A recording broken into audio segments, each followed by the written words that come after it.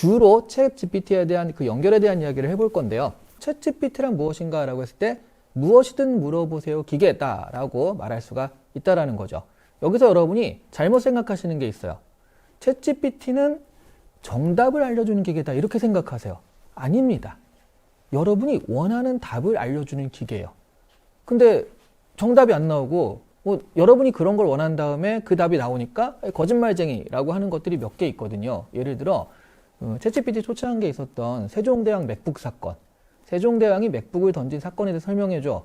그런 사건이 없잖아요. 그러니까 그런 건 없는데요 라고 했더니 아니야 있어 찾아봐 잘 설명해줘 라고 하니까 정그러시다면 하면서 나온 대답이 세종대왕이 한글을 창제하다가 너무 열받아서 맥북을 집어던져 버렸다 라는 식으로 세종실록 몇 장에 있다 이렇게 얘기를 해줬습니다. 그거는 거짓말을 한 게 아니라 여러분이 그 답을 원하셨기 때문이거든요. 그러니까 내가 정말 필요한 질문을 해서 필요한 답을 찾아내는데 얘를 쓰면 되는데 그러니까 무엇이든 물어보면 거기에 맞춰서 대답을 해주는데 여러분들이 정답이 나와야 될 것 같다라고 생각하니까 이게 약간 거짓말 아니야? 뭐 이런 식으로 얘를 활용을 하시는 거죠. 그래서 정확한 질문을 하는 사람이 정확한 답을 얻는다라는 말이 나오는 거예요. 그러면 우리가 이제 어떤 검색을 할 것인가를 보면요. 뭐 저런 식으로 비 오는 날 들을 만한 음악 20개 저런 거는 구글에 찾으면 정말 많죠. 쫙 나온단 말이에요. 거래처에 보낼 거절 내용 이메일을 만들어줘. 저거는 뭐 우리한테 딱 맞는 건 없겠지만 구글에 찾아보면 비슷한 폼은 있을 거예요. 그러면 이름을 바꿔서 쓰면 되거든요. 근데 그 옆에 있는 우리 회사의 마케팅 팀이 이번에 이러저러한 상품을 만드는데 이걸 가지고 뭐 이런저런 계획을 세워주고 프로세스, 성과 측정 이런 게 다 방법까지 세워줘 라고 하면 여러분 저게 검색이 되면 안 되는 거잖아요. 아니 우리 회사 마케팅 아직 안 나온 상품이 검색이 되면 안 되는 거잖아요. 그렇죠? 그런데 저게 나온단 말이에요. 야 이게 도대체 어떻게 된 거냐 라고 했을 때 제너레이티브가 중요한 거거든요. 제가 이 얘기들을 좀 빨리빨리 제가 할게요. 그러니까 저 여러 가지가 있지만 가장 중요한 건 발생을 시키는 건데요. 그러니까 기존의 AI 검색 같은 것들은 이른바 태그를 사용했죠. 내가 사자 그림을 찾고 싶으면 사자 사진에 태그를 붙여요. 태그를 붙여서 사자를 검색하면 태그 붙은 게 쫙 나옵니다. 그러면 내가 원하는 사자는 어디 있을까요? 모르죠. 그러니까 다 들어가 봐서 티끌 해가지고 이 사자인가? 저 사자인가? 아까 그 사자인가? 이게 체크를 해봐야 돼요. 이게 너무 노가다잖아요. 그러니까 이걸 좀 더 고도화 시켜야겠다. 다른 게 아니라 태그를 많이 붙이는 겁니다. 그래서 태그와 태그가 많이 겹치는 거. 예를 들어 여러분이 이제 좋아하시는 넷플릭스 같은 경우도요. 넷플릭스를 영화를 한 편 다 보잖아요. 근데 넷플릭스에 보통 30개에서 50개 정도의 태그가 붙어 있어요. 내가 이걸 다 보면 이 사람은 이 영화를 좋아하는 사람이다. 그러면 얘와 태그가 가장 많이 겹치는 거. 이 영화가 거의 28개가 겹치네. 그러면 이 사람은 이 영화를 좋아할 만한 사람이다 라고 추천을 해주는 그런 식으로 이제 고도화를 시키거든요. 그런데 이런 검색들, 그러니까 이 사람의 뭐 여러 가지 키워드에 맞춰가지고 최대한 많이 겹치는 식으로 검색을 해주는 거나 그동안의 고도화였다면 얘는 검색이라고 하지만 사실 완전히 다르죠. 새로운 걸 발생을 시켜요. 사자 그림을 이쪽 사진의 사자의 코, 이쪽 사진의 사자의 눈, 이쪽 사진의 사자의 입 해가지고 새로운 사자를 만들어줍니다. 근데 많은 분들이 왜? 아니 사자가 그렇게 데이터가 많은데 굳이 그래야 돼? 라고 하지만 사실은 지금 이게 쉬운 검색 사자 하면 나오는 얘예요. 이렇게 되네요. 네, 사자 하면 나오는 얘고요.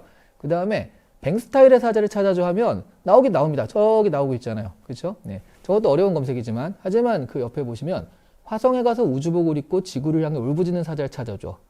저런 검색을 하는 사람이 약간 또라이죠. 저 왜 찾는 거예요, 저걸? 그런데 있어요.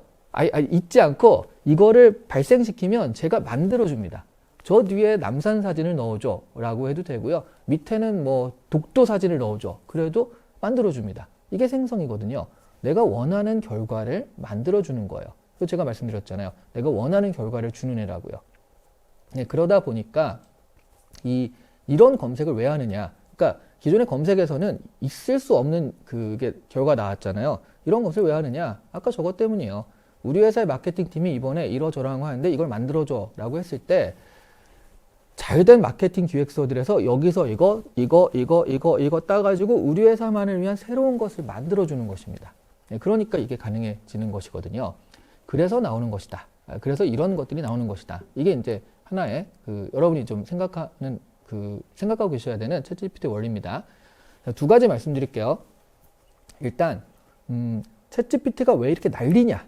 이 질문에 한번 대답을 해보면 첫 번째는요.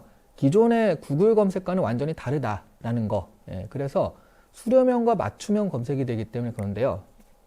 자, 이게 잘 안 보이시죠? 그러니까 이게 뭐냐면 요거죠.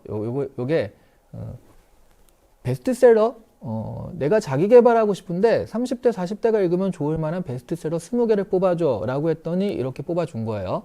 근데 많잖아요. 그래서 이거 말고 그러면 이 중에서 세계적인 베스트셀러가 된 게 뭐니? 라고 했더니 저 10개를 다시 뽑아줬습니다. 그것도 많죠. 10개 다 못 읽잖아요.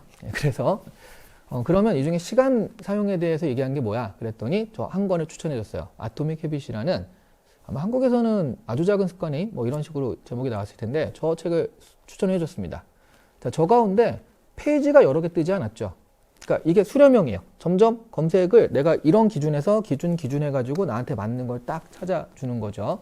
만약 여러분이 저걸 구글에서 검색했다. 그러면 20개 쫙 떠요. 들어가서 본 다음에 이건 아니네. 이건 출판사 광고네. 하는 식으로 툭툭툭 들어가는 거잖아요. 그래서 굉장히 페이지를 여러 번 찾아본 다음에 저 결론에 도달을 하게 되는 거라는 거예요. 근데 이렇게 나오면 페이지가 여러 번 뜰 필요가 없죠. 그러면 어떤 일이 벌어지겠어요? 자, 여러분 구글이나 네이버는요. 여러분이 한 번에 정보를 찾는 걸 좋아할까요? 한 3-4번 정도 페이지를 여는 걸 좋아할까요? 네, 이거 기다리면 이제 너무 시간이 지체되니까 당연히 여러 개 뜨는 걸 좋아하겠죠. 그렇죠? 네, 왜요? 왜냐하면 그래야지 광고 붙일 페이지가 많아지니까요. 하지만 너무 많게 되면 그거를 전부 다 또 하다가 짜증이 나니까 유저가 이탈하게 되니까요. 적당한 선에서 몇 번 뜨는 게 좋습니다. 근데 이렇게 되면요. 여러 페이지가 뜰 필요가 없어요. 자, 그리고 여기에다가 하나 더 맞춤형 검색이라는 게 들어가면요. 지금은 안 되지만 나중에 뭐 SNS와 이렇게 맞춤이 된다. 그러니까 내 SNS에 연결이 돼요. 그럼 제가 지금 여기가 이제 신사역 근처인데 신사역 근처에 와서 모처럼 왔으니까 저녁을 먹어야겠다라고 생각을 했어요. 신사역 근처 맛집 하고 찾으면 지금 네이버에 찾으면 뭐가 나오죠? 맛집이 나오죠. 나오는데 너무 많이 나와요. 문제는요. 그 정보가 진짜일까요? 이거는 진짜 맛집이라고 올린 거일 수 있는데 그 제일 앞에 뜨는 건 아마 광고일 거예요. 거기 가운데 가짜 정보도 있겠죠? 그러면 이게 진짜 내가 들어가서 먹어보지 않는 한 이게 진짜 맛집인지 아닌지 어떻게 알아요? 그죠? 예. 영우님 가짜라고 하셨는데 그런데 이게 맞춤형 검색이 돼서 SNS가 연동이 되잖아요. 그럼 어떤 일이 벌어지느냐? 얘가 신사역 근처에서 어떤 데서 뭘 먹으면 좋아? 라고 물어봤더니요. 쫙 이걸 체크한 다음에 또 내가 좋아하는 걸 체크해요. 내 취향을 알거든요. 내 SNS에 다 뒤져봤으니까. 그리고 어제 먹은 걸 알아요. 그제 먹은 걸 알고 이번 주에 먹은 걸 알아요. 그리고 바람 부는 날, 뭐 비가 오는 날, 오늘같이 뭐 쌀쌀한 날 이런 식으로 그런 날 이 사람이 어떤 걸 좋아하는지 알기 때문에 이거나 이거 어떠세요? 라고 다 이렇게 추천을 합니다. 그러다가 하나 갔어요. 딱 갔는데 아씨 더럽게 맛없네. 막 이럴 수 있잖아요. 그런데 그러면 야 이게 뭐야 하고 싫어요를 누를 겁니다. 그럼 얘는 이 사람은 이런 거 싫어하는구나 라고 인지를 해요. 다음부터는 안 그러겠죠. 좋아요 그러면 이 사람 이런 거 좋아하는구나. 그러면 이런 식으로 계속 추천할 겁니다. 이른바 강화학습이죠. 네. 영우님 저는 SNS 안 하는데 뭐 그러실 수 있죠. 그런데 그렇게 되면 얘한테 이제 나는 이런 거 좋아해라고 직접 하셔야 되는 그런 게 있을 것 같아요. 강화학습으로 또 개인 취향을 찾아가면 되니까. 이게 맞춤형 검색인데 제가 이거 잘 안 보이시겠다. 그러니까 뭐를 생성해달라고 했냐면 그러니까 5살 어린이가 들으면 재밌을 만한 동화를 만들어 줘. 그런데 공주와 요정과 김치와 플레이스테이션이 나왔으면 좋겠어. 라는 말도 안 되는 요구를 했거든요. 그랬더니 얘가 슈어 하더니 쫙 이렇게 만들어준 거예요. 그래서 마지막에는 루나와 요정이 같이 김치를 먹으며 플레이스테이션을 즐겼다는 아름다운 결론을 도출하면서 끝납니다. 내가 요구한 걸 정확하게 맞춤을 해주죠. 내 개인 취향에 맞추기도 하고요. 그러니까 검색을 여러 번 할 필요가 없어요. 얘한테 점점점 이런 취향들을 알려줘가지고 맞추면 이 사람이 이런 게 필요하다라고 정확하게 해주니까 구글의 검색이나 네이버의 검색이 필요 없는 시기가 온다. 그래서 이제 이게 끝장난다. 구글 is done이라는 말이 나왔다는 거죠. 그래서 이게 IT계를 흔든다는 거예요.